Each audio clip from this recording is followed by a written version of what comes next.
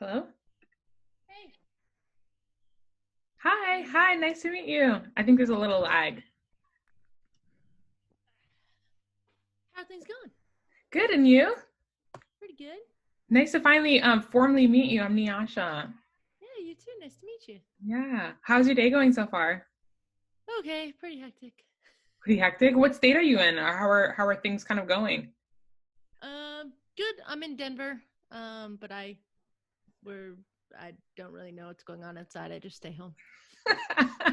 I can totally relate. I'm like, I just go out for groceries and that's pretty much it. Yep. Where are Yeah. you? I'm in California. We started to open up bars for whatever reason, which I just didn't think was practical. And I think they realized that as well. So they closed everything back down. I did hear California was going back into closing. Are you north or south? South, LA. Okay. Yeah, I heard LA was having issues. LA was such a mess, such a mess. They were like, we're going to open the bars, we're going to open the beaches. You guys go out and do your thing. And I was at home looking like, you guys could go out. I'm not doing it. And it didn't even last for like 2 weeks, if that. Yeah. So I've got a I lived in Northern California for like 13 years. So I've got a lot of friends out there. oh, nice. Oh, where? I'm actually gonna move there Sweet. shortly. I actually start in Samuel Merritt. Are you familiar with Oakland? Yeah, that's where I went to school. Oh yes. Oh yes. Okay. And you did PT. So you lived there for 13 years. So I went to Santa Clara University and then stayed out there and then went to grad school and then stayed out there. Ah, okay, nice. So you have okay when things open back up. I'm gonna ask you for the great food spots and all that good stuff because So that's me. Oakland's changed a lot. Like even in 5 years, I graduated 2013. So it's surprisingly changed a lot. We went back there for our wedding for our like bachelorette thing. Okay. And it was just like it's growing, which is awesome. Yeah. I So went you'll have a out lot more there. cool spots to go. Yeah, I went out there last year for the open house, Uh-huh. and it wasn't how I thought it would be. So, which actually was like a bit relieving. I liked Alameda a lot. Yeah. Alameda was really great, and it wasn't that far Where are from you living? Los Angeles. Sorry, where are you going to live in Oakland? Oh, I'm looking for a place in Alameda. Okay. Yeah. Where did I think I got a place in Alameda and then bailed on it because I didn't want to deal with um the bridge. Oh, to get to Oakland, was this while you were Yeah. in It undergrad like or graduate? grad school. Okay. It's like it's a pain in the butt. So you'll have to just keep that in mind when you're commuting. I didn't know. We had friends or I had classmates who lived there. I ended up really liking um I kind of moved every year. But my I'm looking favorite for undergrad. spot, let me see. Where did I live? Yeah, I remember I got a place on the water in Alameda and I was like, no. Um, Piedmont was okay. It was like right near school and it was amazing. Where is Piedmont? school? Samuel. It might have been Piedmont. Let me find the school and then I'll know where I lived. Yeah, it was Piedmont. Yeah, Never heard of I that. lived over there because they had cafes that were like open really late, Ah, those are great. Those come in and handy. I'm a cafe person, so I would go to I want to say it's like Gaylords or something, and they were open to like 11 or 12, and I was like, oh, this is perfect. I'm gonna write all And then these I was right down. near school, so the commute was like super easy. That's great because I'm such a cafe person too. What was the first one that you mentioned? I'm writing these down now, actually. The spot I lived, Yeah, so I lived in Piedmont, Piedmont. and then like off of Piedmont Ave somewhere. Okay, I lived in Berkeley for a year. I wouldn't recommend that. because it's a long trip, right? Like commute. From Berkeley to Samuel Merritt? Yeah. No, it was like 15 minutes. It'll be longer from Alameda. Oh, I didn't realize that. Okay, that's another. The only reason is because of that bridge. So as long as you live on off times, you'll be okay. Oh, because it's only basically one way in, one way out type of deal. Exactly. I didn't think about that. I got so engulfed with like the shore and how quaint it was. I didn't even think about that. Grand Lake, I went and looked over there too. I had trouble finding a spot over there, but that can be nice too.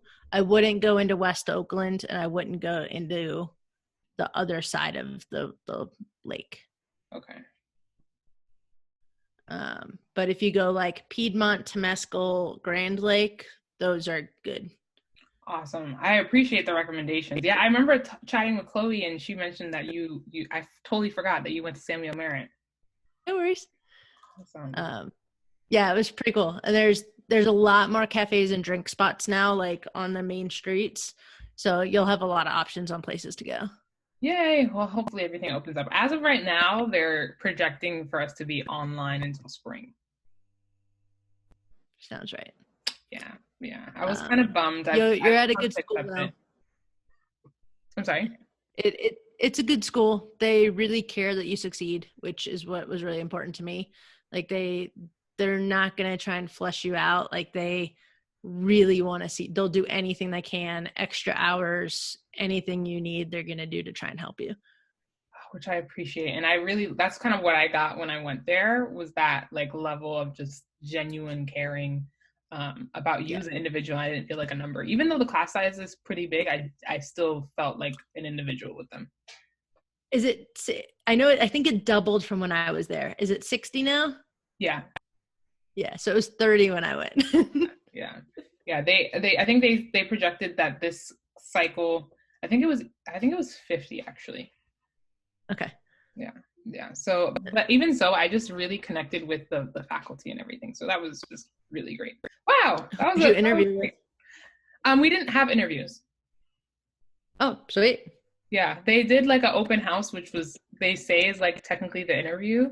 And they don't tell you that until you get there. Because they want people to take initiative to actually come. Wow. All right. Yeah. So it was really, really interesting, and I like really gravitated with the faculty. And they also have a very like wellness centered mentality about things, which I really like. Yep. And that's something that was like a core value of mine when I was looking for schools. Yeah. I'm one of the like, I'm less book smart. I'm smart, but I'm more like down to earth, give me the clinicals, like that kind of thing. And they were amazing. Yeah. Even with their online learning, I'm sure they're great. Yeah, we'll see. As of right now, they are saying that they might come like for hands-on. And then I spoke to somebody this morning. They're like, yeah, we might not even have hands-on, which is going to be interesting. It's just going to be a new approach to things, and just got to take it day by day. I try not to anticipate too much anymore, because it's like a yo-yo all the time, dealing with the whole COVID situation. So Remind me, do you take anatomy first semester? Yeah. Okay. Do you have the anatomy color book? Yes. Okay. And do you have the color atlas? What was it?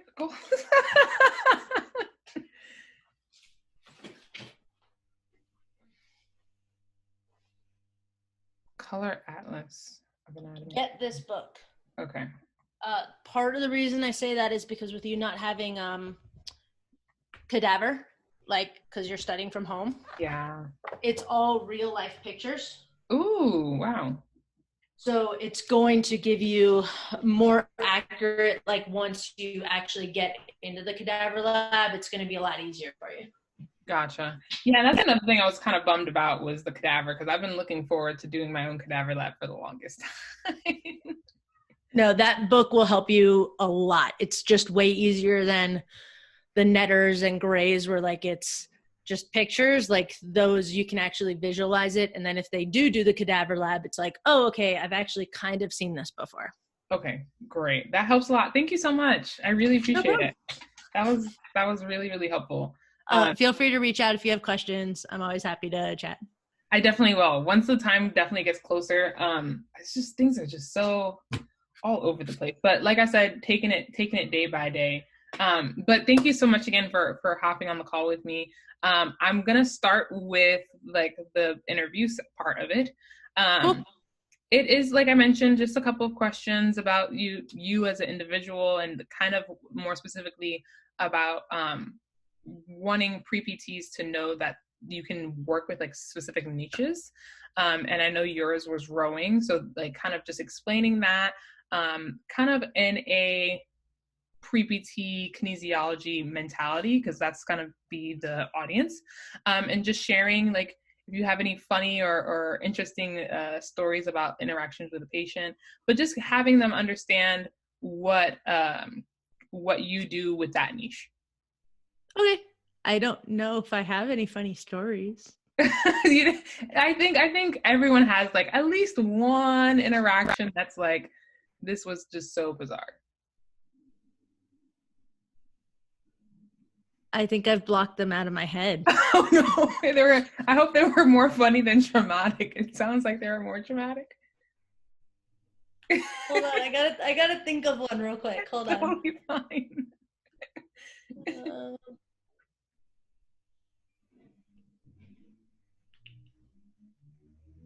I honestly can't think of one.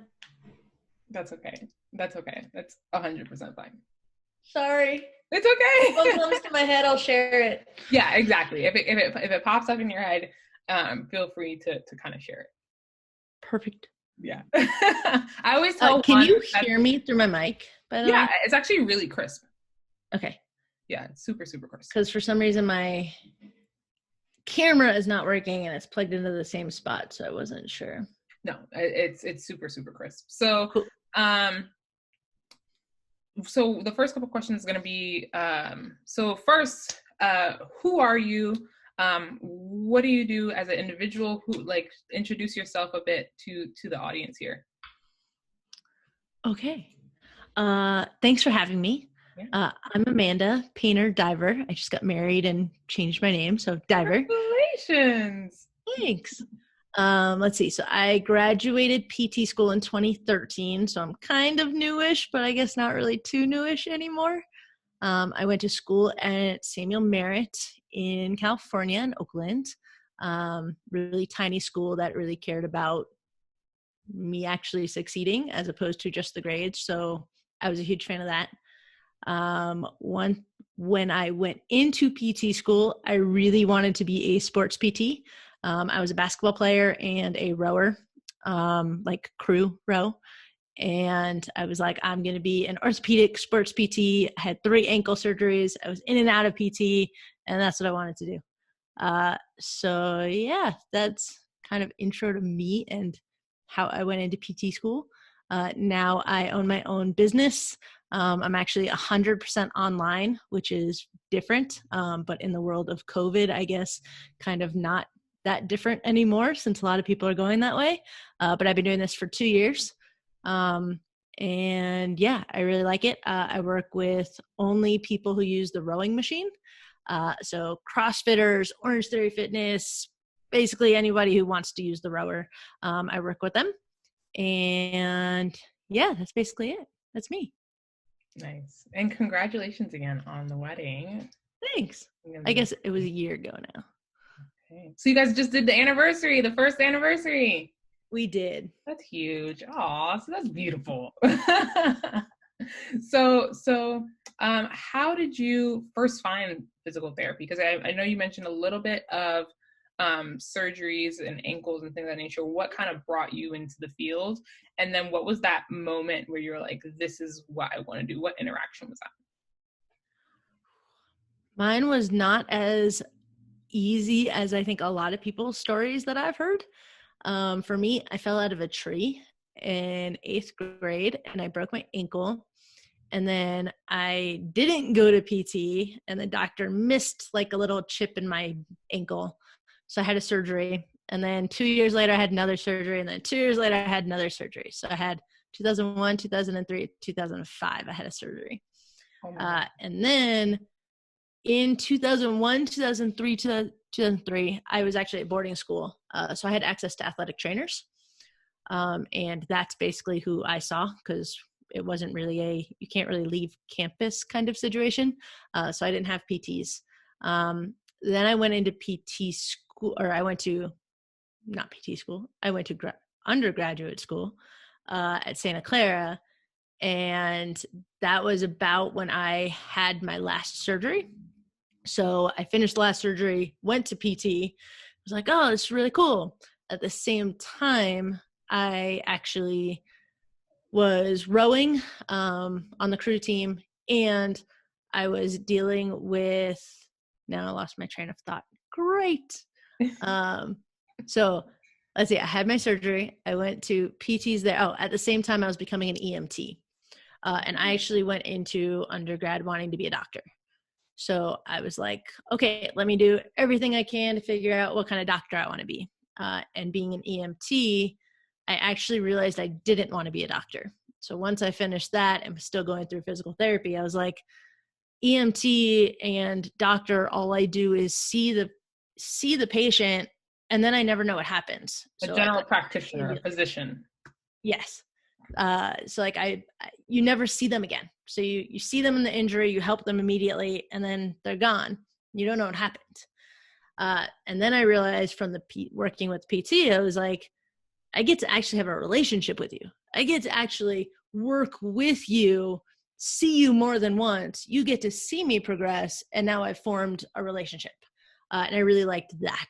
So from there, I just ended up, when I graduated from PT, they hired me, and then it was, okay, let me switch and go to PT school. And that was pretty much it. Wow. Oh my gosh. I've worked with clients, poor thing, that it's like a back and forth with the surgery and again and rehab. And so you got the whole process in your own journey of like what your potential patients would go through. And having that level of understanding and empathy is huge, huge, huge, huge, because it's a journey, you know, and having that relationship and building that relationship with them. And like you said, seeing them again and again and building trust and communication and seeing them advance is always so fulfilling. Yeah. So that's really great. And so, kind of what would you go into like more detail regarding your population? So you mentioned rowers. For somebody that has never seen this sport or this type of activity, kind of walk them through it, and then how you as a physical therapist use your skill set to help that population. Yeah. So I initially played basketball and really wanted, like, my dream job was to like work with a basketball team. Like that would have been awesome. And then it turned out in PT school, I got into CrossFit for my first time. And from there, I was also going to like gyms a lot. PT school just made me need my me time. I'm an introvert, and being around students all the time, because when you're not studying, you're like, you're seeing everybody. I was like, I need me time. So I did a lot of gym stuff. And crew is basically on the water. There's these long rowing shells. They're either one person, two people, four people, or 8 people. So they vary in length. And you either have 1 or 2 oars, and you race it down the river. So you either do like a 2,000 meter, 5,000, or longer. And that was the sport that I got into in high school and college. And then when I went to CrossFit and I was in and out of all these gyms, the indoor rowing machine. So like usually the Concept 2 or a water rower are the brands you'll see in gyms. Basically people jump on those and they don't have any training. That machine is actually designed for people who row on the water. It was designed so that when the water is frozen over, you can row on land. That was why it was made. And then things got more affordable. The machine got more affordable. It got used in CrossFit. It got used in Orange Theory and Row House and all these different places. And it just became common. But no one's getting trained on how to use them. And I was like, okay, every single person in here, it's like when you're in PT school and you're going to go to the gym and you're going to see people doing workouts and you're going to be like, why? Why? What are you doing? Why? It's the same concept for me, but on a rowing machine, where I see everybody doing this and I'm like, you just jumped on, and it's not a normal movement. So walking and running is a movement everybody can kind of figure out. Yes, people run funny, and some people may not be best to run. I'm not a runner, so I say that as not a runner. I don't look funny, but I'm not a runner. Running is something that we naturally know how to do. Rowing is a learned movement. So it's not something that our body naturally does. So you have to actually learn it. You have to take the time to learn it. But you also have to have someone teach you to do it. So no one gets any teaching. So I wanted to basically take my combination of having rowed for, now I've rowed 18 plus years. So since 2001, so 19 years, I've done some type of rowing. And I combined that with my ability from physical therapy to know movement analysis. And my biggest thing is a lot of the people who are teaching this, so there's 2 other people in my market. A lot of the people teaching this are, 1, they're not PTs, but 2, you go to a video and you just watch, oh, this is what I should do.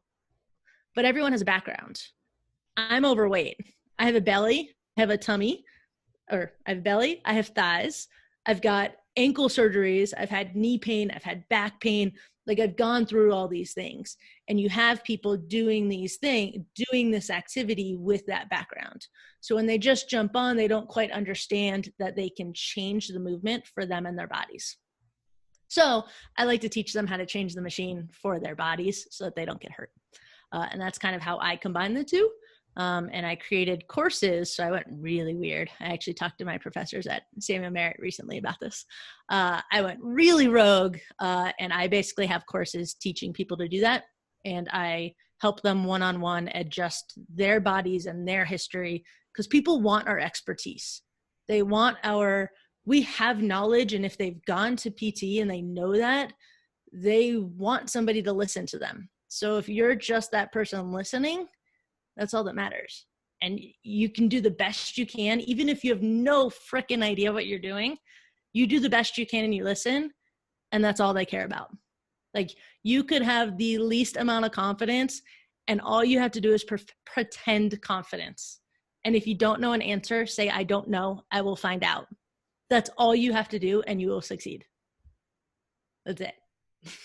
That was like one of the best breakdowns I have heard. Okay. That's spot on. Like, you're not going to have all the answers, like, but having that open line of communication with like patients and clients, I think is huge, because like, they know their bodies like within, right? And you know the biomechanics and the movement, you have that specialty. So combined, you guys are like a superpower force, right?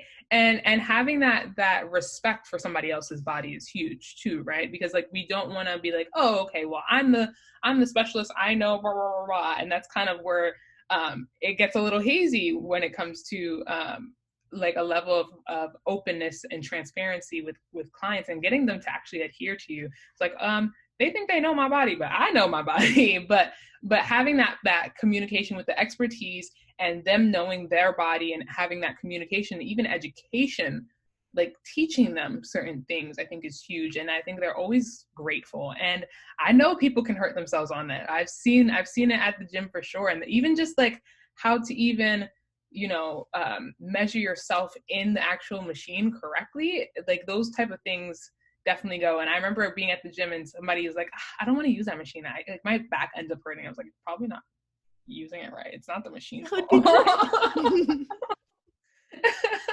It's like, I'm pretty sure you're not using it right. And it's so funny that you use that analogy of like being in the gym and seeing people do it wrong, and you're just cringing. You're just like, I just want to go fix you, but I know it's none of my business, but I want to fix you.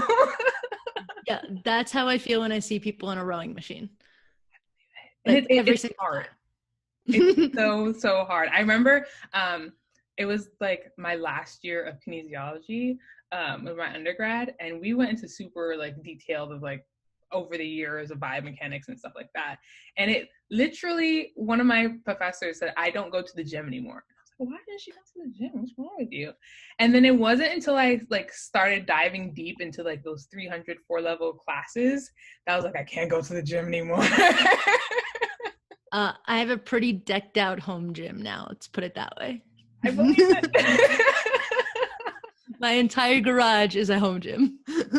I 100% believe it. That's pretty cool. I ordered battle ropes that didn't come, so I'm still upset about that. But that's a different story. I totally agree with you. Even just standing, it's funny. Like I tell, because I used to teach kinesiology students, and I tell them all the time. I was like, you guys are like, by the end of this class, you're going to be looking at people's gait. You're just looking at people stand. Even at the grocery store, you're going to be like, I want to fix you. I want to fix you. So it's so interesting that you said that. And so like, how did you get started actually working with clients? Because I know there's going to be some pre-PTs that are like maybe curious to work with this population. What is your story about how you mentioned going to PT school and like wanting to do that, but how did you actually start cultivating a clientele? How did you feel when you first started working with clients and that experience? So I'll start with what my biggest struggle was, because it's very real. I'm considered overweight, and being in the fitness realm, I was really scared. My two competitors are a really, really skinny dude and a really skinny lady. So I've got two people in the same field, and they're not really competitors because it's abundance mindset. There's plenty of people in the world to help y'all. But I was really nervous that no one would want to listen to me because of my weight. My best video on YouTube that gets people to me is literally me being overweight saying, "Are you overweight?" and rowing. Because so many people are trying to do things to lose weight that if they're tired of seeing the average person, either who's never gone through it or who's at the end of their journey, and just being different is amazing. So whatever you decide to do, do not let what your insecurities are and what you think hold you back. So that would be my first thing. Because whatever it is, it's a mindset and you can get past it, and you're going to find people to relate to you no matter what. So whatever niche or whatever you decide to do, don't let that hold you back. Second, I basically did 5 years of ortho PT outpatient. I traveled. I pretty much should have been an entrepreneur at the beginning, but I didn't have the confidence in myself.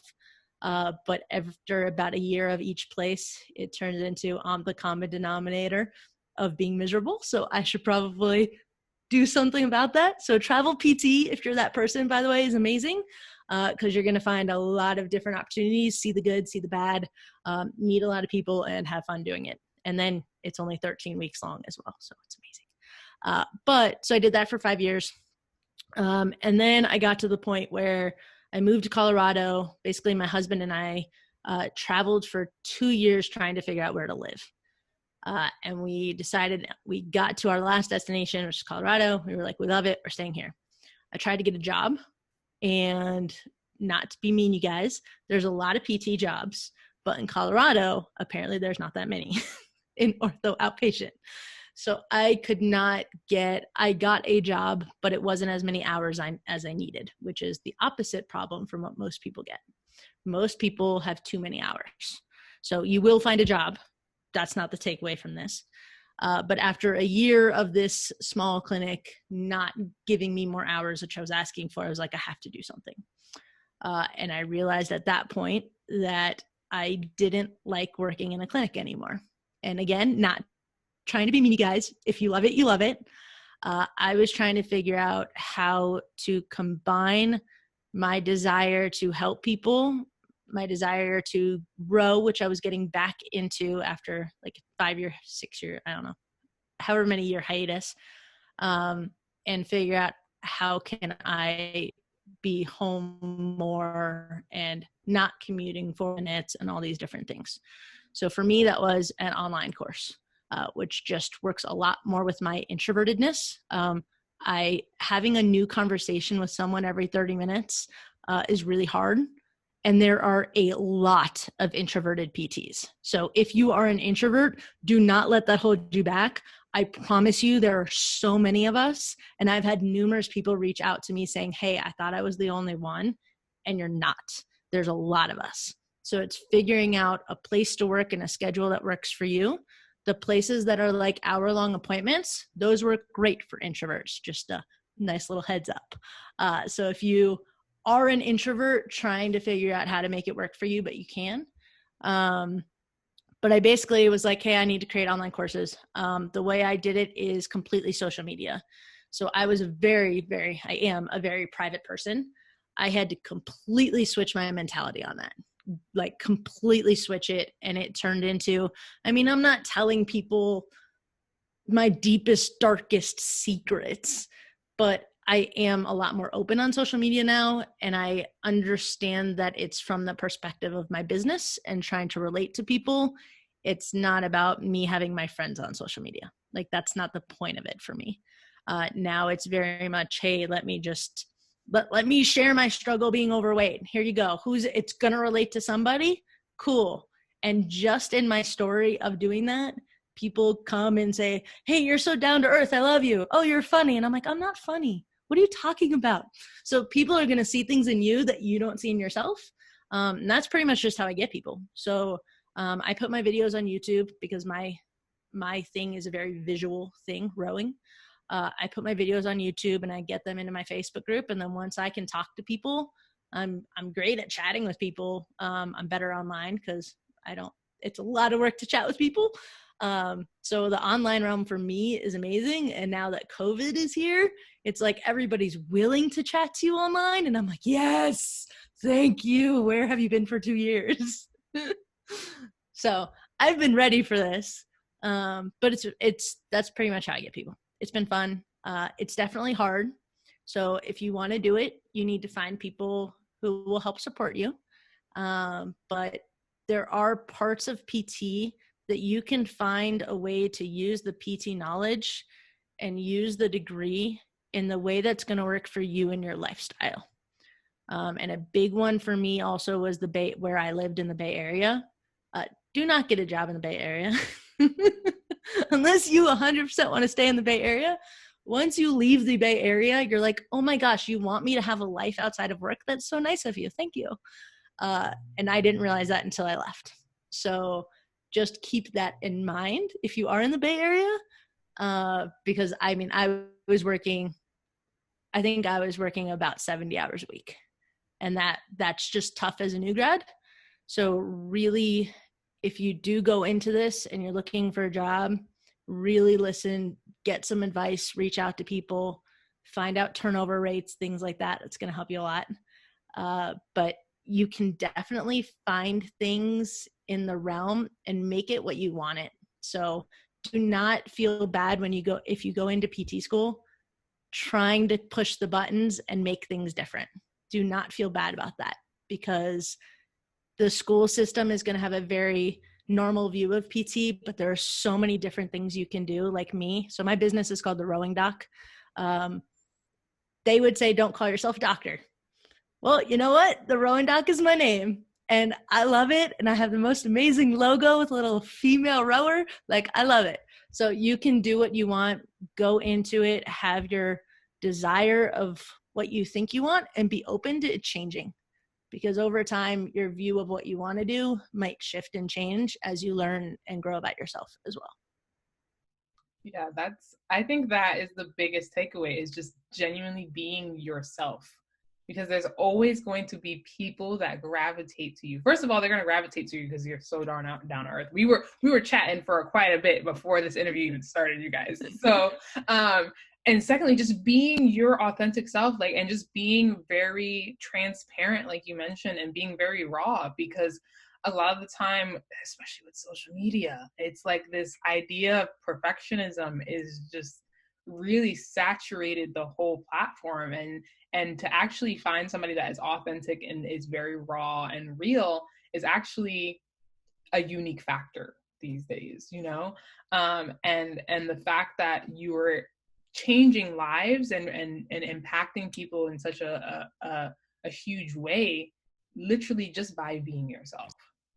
You didn't have to pretend to be anyone, and it actually makes it sustainable. Could you imagine if you tried to be somebody else, and how exhausting would that be for you and your business? You'd be like, man, I don't want to go to work today. I don't want to do this. I don't like it. It takes away the fun of it. Because I can imagine, although it has its bumpy times, you're still having like fun with it. You're still enjoying it, or you honestly wouldn't do it anymore, right?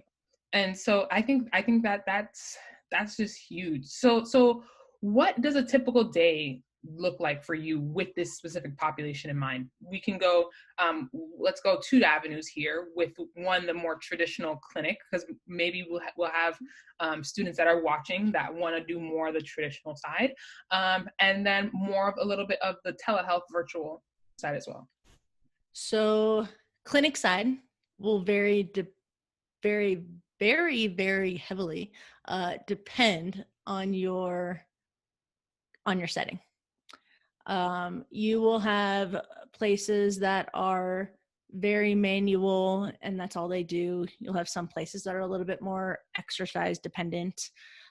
Usually the ones I like are the in-between, like, okay, yes, I understand manual therapy, which basically kind of putting your hands on them, and soft tissue massage, which people compare to massage, but it's more purposeful. But for your sake, I will call it that. And basically you go into clinic, you have your schedule, you go from one person to the next, depending on what your schedule is. And it could be every 30 minutes, it could be every hour. My most recent was 40 minutes per person.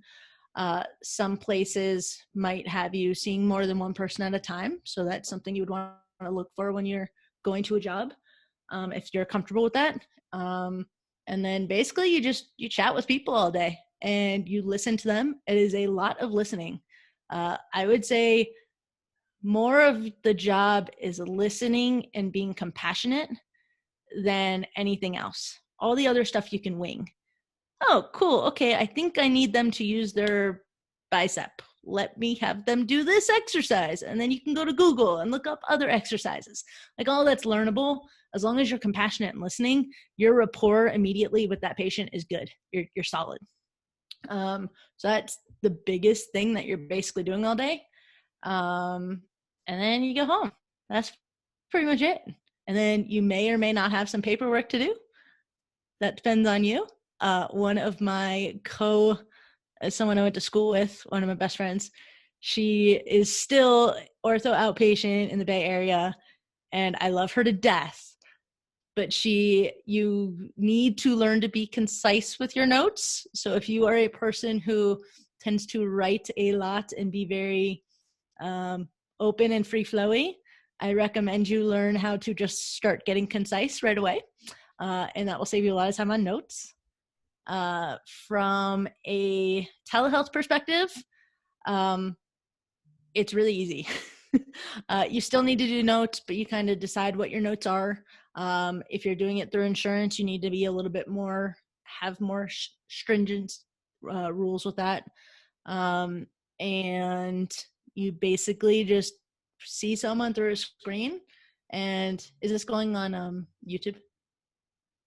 Cool. So for people on YouTube, for people not, I'm going to back up and you can see me do things. And it's the same for your clients. So you just have them back up. They're in school, you learn a lot about feeling and touching, but there's also so much that we learn from watching somebody do something from that movement standpoint that tells you a lot.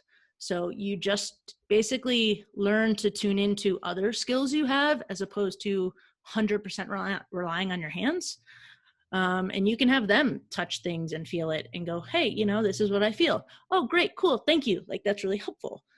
So it's just a different way to use our skills, and I'm really visual.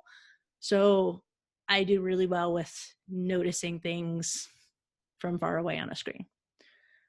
So my telehealth days are pretty much, I no longer wake up to an alarm clock. I haven't set an alarm in 2 years, except for flights. I am more of a night person, so I start my day at 9 and I end when I want to. So that's kind of my schedule now.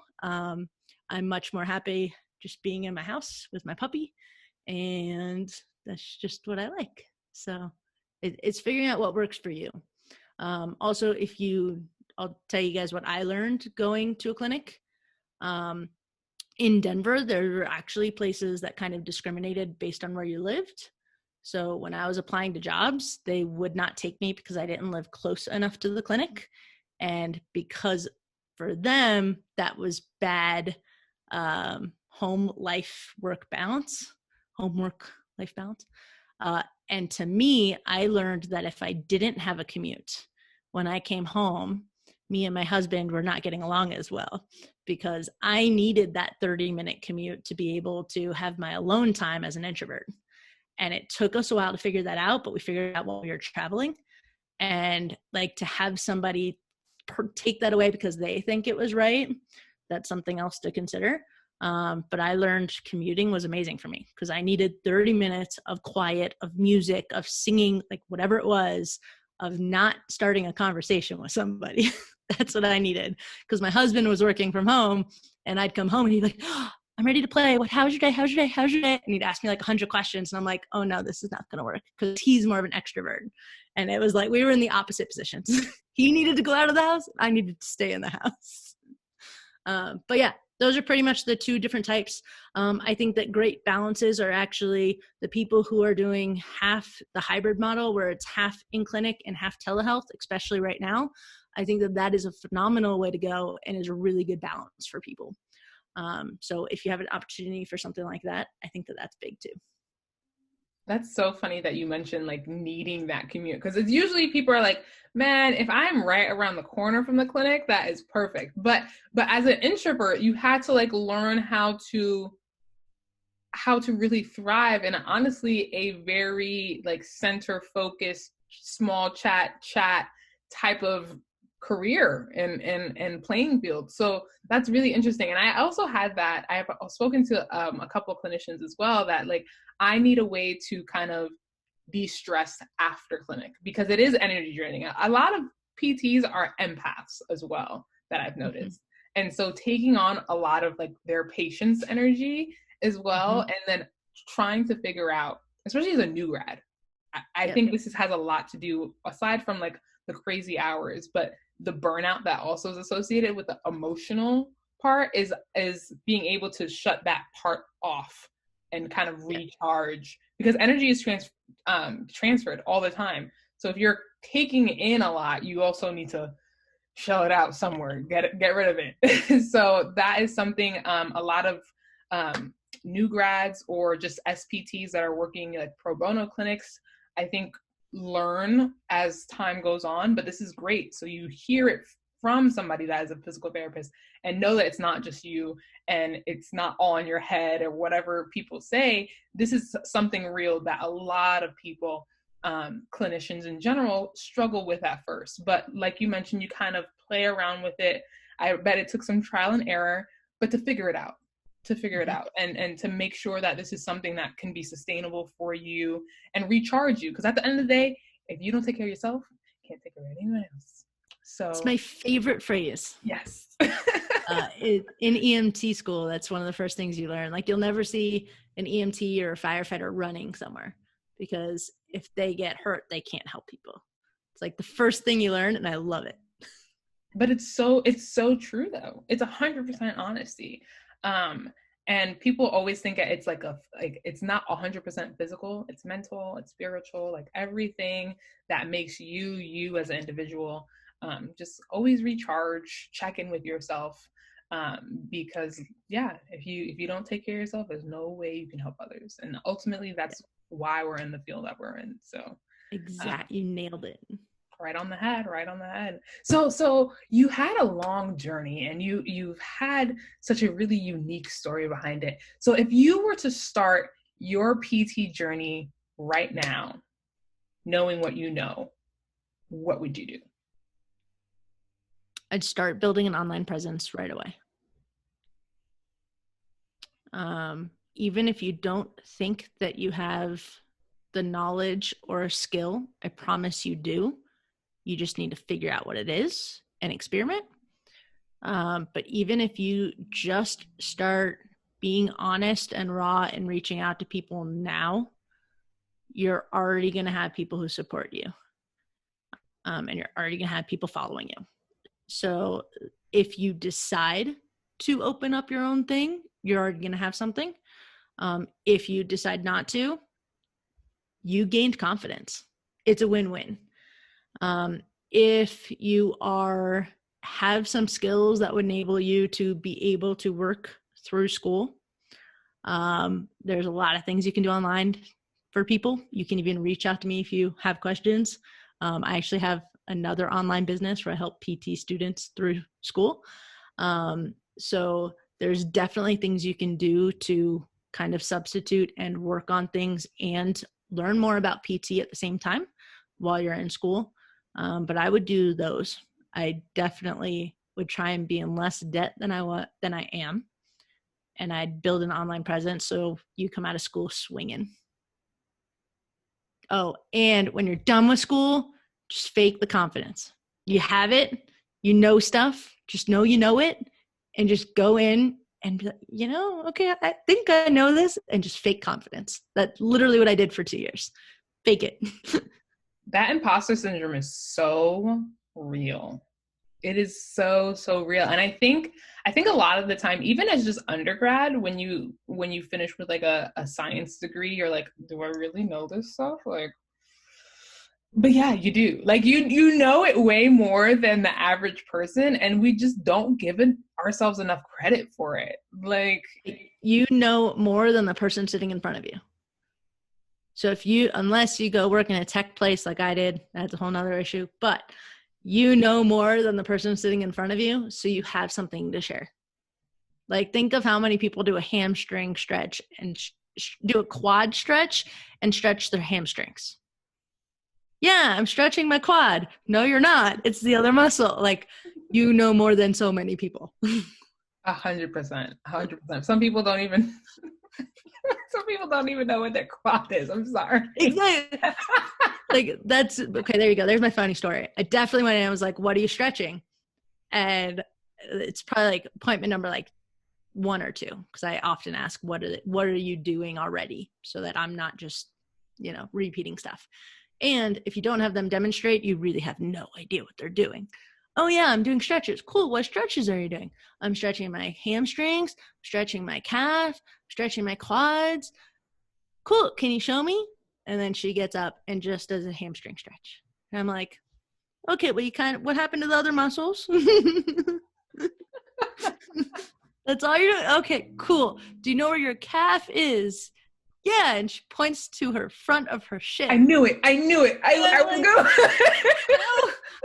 The calf is like, that's a common one. Like quad and hamstring, I'll give it to you. But like a common phrase is, look at those big calves. Like, you commonly talk about calf muscles. I don't get it. So if you learn anything, also always have people demonstrate. Never take their word for it, because half the time they have no idea what they're talking about. That is hilarious. I knew it was going to happen. I was like, she's going to say the other way. I knew it. It's so true, though. Like, you would think, but I think what happens is we learn and then we just assume it's common knowledge. Like, everyone just knows it. But no, there was a time when you didn't know it. There was a time when I didn't know it. And we just oftentimes really forget that. If you want a real piece of advice, when you go to school, write down your questions right now. Write down some things you don't know right this second before you even get to school. When you learn the answer when you're in school, reference the question, because that's how you're going to speak to the client. So your question is so let's say, I don't know where my quad is. So if anyone listening doesn't know their quad, no worries. That's okay. You're going to learn. So then you learn your quad. What was your question that you wrote down? Because it probably wasn't, what is my quad? It's like, what is the muscle on the front of my leg? Or which muscle is this? That language is how you talk to people. You don't talk to them the way, oh yeah, this is your quad. No, because then they have no idea. So write down your stuff now, find out the answers, put that question out on social media that you wrote, and then make it a poll, and there's your answer. But that's how you're going to learn to talk to people. So if you've got questions now, just write them down. Yeah, that's huge. That's huge. And I think, is that something that they teach you in PT school, like how to take the really scientific language and kind of convert it into common? In my PT school, yes. We spend a lot of time on layman's terms. And I'm very fortunate in that I actually have a very bad vocabulary. I know all the medical terminology now, but it was really hard for me to learn because language is just difficult for me. And layman's terms, if you can talk to your client without using the medical terms, you're going to get so much farther. So my school 100% pushed it. 100, like every practical, it was layman's terms. Wow, yeah, that. I think that's huge, and it actually, like you said, it get there farther, and just have like a better communication skills with your client is just through the roof. Yeah. Because even if what you think is basic, you really got to break it down. And then depending on your population, I know I work with neuro, and sometimes just having stroke clients understand what their arm even is again is Yep. huge. Having geriatric, they're like, man, I want to hear this. Just tell me what to do. What is the thing to do? Just tell me. She's like, I don't Yep. want to hear all your fancy stuff. The patients don't care about the fancy stuff. They care Nope. if you can fix the thing that is making them feel away. Okay. So, And for us, it's tough. That's tough because we think we're now doctors of physical therapy and we're still supposed to sound smart because that's what our doctors do. But I'm going to no. say physicians. I personally Yes. don't like to say doctors because it irks my There you go. soul.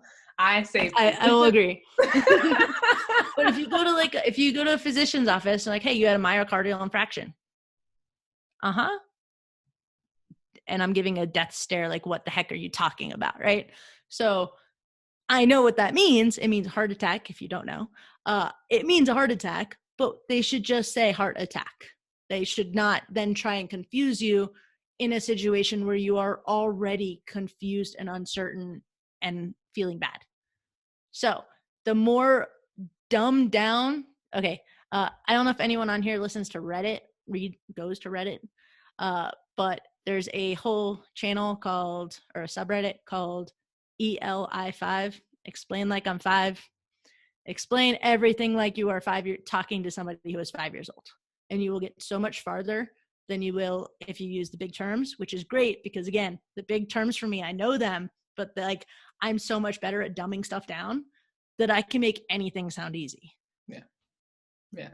I had to shut my mouth on the physician one because I have my own theories about that. But it is true what you're saying. I agree. And yeah, you don't need a flex. You really don't. You don't need to flex. They're already looking for the support that you can provide. You don't need a flex. You can flex by putting on your white coat again at home if you want. Like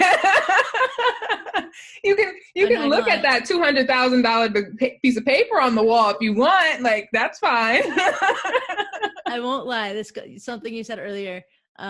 Going to like being your authentic self. Going to clinic for me, I hate to dress up. Like literally, I'm 33. I'm 34. I spent 30 years of my life in jeans, sneakers, a t-shirt, and sweatshirts. And I will tell you, I don't even I own one dress, and that's my wedding dress. So that on the day that I got married, I wore sneakers and no one could complain because they were happy I was wearing a dress. So I do not like to dress up. I'm that suit, like hardcore tomboy, polo shirt, khakis. That's my version of dressing up for clinic. I love it. So not going to clinic, I'm myself. I felt like I had to dress up and be somebody I wasn't when I went to clinic. So I was actually planning on opening my own clinic in a CrossFit box. And no, I am jeans, a t-shirt, a sweatshirt. I have a sweatshirt and a t-shirt with my logo. I've got my shoes that match, and that's me.